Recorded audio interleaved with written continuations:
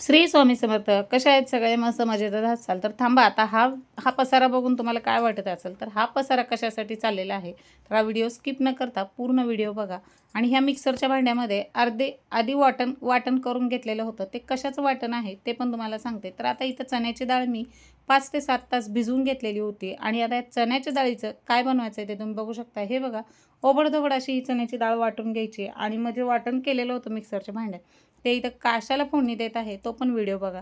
तर मी आज बनवत आहे कढी भजी. कढी भजीचा बेत होता.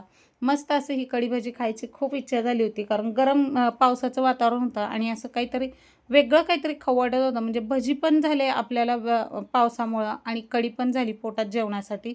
म्हणजे संध्याकाळी गृहिणीला काय काय भाजी बनवावी आणि काय नाही. तर हे वाटण तुम्हाला दिसत आहे. याच्यामध्ये ओलं खोबरं, हिरवी मिरची, लसूण आणि अद्रकचे हे वाटण आहे. मी कढीला नेहमी ओलं खोबरंच वापरते. थोडंसं तर का तुकडा असेना, पण हे ओलं खोबऱ्याचंच वाटण घालून कढी बनली जाते. ह्या पद्धतीने तुम्ही पण कढी करून बघा. खूप टेस्ट आणि खूप चव देईल.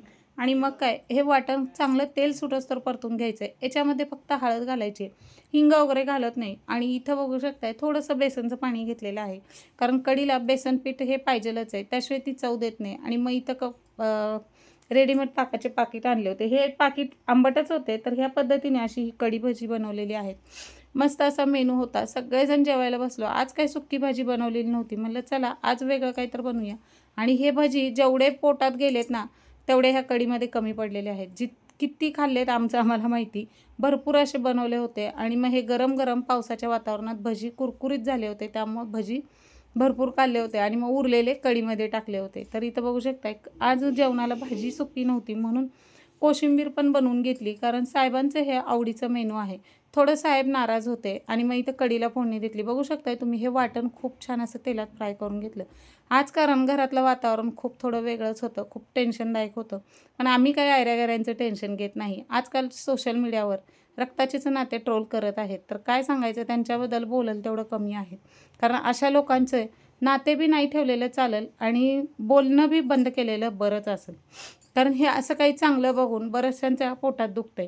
आता हे पोटात दुखणारे कोण नसते, तो हे आपलेच असतात. आपले म्हणायला पण आता लाज वाटते, कारण आपले म्हणायचं ह्या जगात कोण राहिलेलं नाही.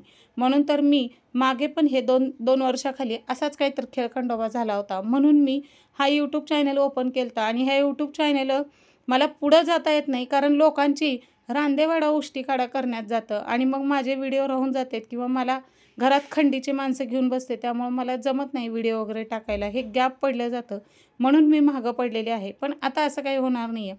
जे आपल्याला ट्रोल करतात त्यांना ते तिथंच सोडून द्यायचं आणि विषय घ्यायचा नाही, कारण हा काही विषय एवढा गंभीर नसतोय. हे म्हणजे जे पुढं जातात त्यांचे पाय खेचतात, कारण घरात बसून कामधंदे नसते तो काय कामधंदे नसणारे असे करतात. ज्यांना जे बिझी असतात ते एवढं लक्ष करत नाहीत. जे बिझी नसते त्यांचे हे असे उद्योग असतात. त्यामुळं त्या लोकांनी बघूच नाही माझे व्हिडिओ, असं मला वाटतं. बघू नका, कारण तुम्ही व्हिडिओ बघितलं तर माझे व्ह्यूज बी कमी होतील आणि माझे हे पण कमी होतील. त्यापेक्षा नाही बघितलं तर बरंच होईल. आणि हे गरमागरम भजी बघून तर इतकं पोटात हे वाटत असेल की चला लगेच उद्याच्याला आपण पण हे गरमागरम भजी करून खावे असं वाटत असेल. तर हे व्हिडिओ त्याचसाठी टाकत असते की माझी जिंदगी किंवा माझं लाईफ कसं चाललेलं आहे ह्याच्याद्वारे तुम्ही बघून ट्रोल केलंच पाहिजे. आणि हे असंच होणार आहे आता इथून पुढं. तुम्ही माझी लाईफ बघून ट्रोल करणारं 100%. तर हे भजी बघू शकता, एवढे कुरकुरीत झाले होते की खाता खाता जेवढे तळले गेलेत ना, जसे तळल तसं खात गेलेलो आहेत आम्ही. आज मायलेकरांनी आम्ही तिघांनी भरपूर असे हे भजी खाल्ले. आणि आज कॉफीचा पण बेत झाला होता. तर चला भेटू पुढच्या व्हिडिओमध्ये. श्री स्वामी समर्थ सगळ्यांना.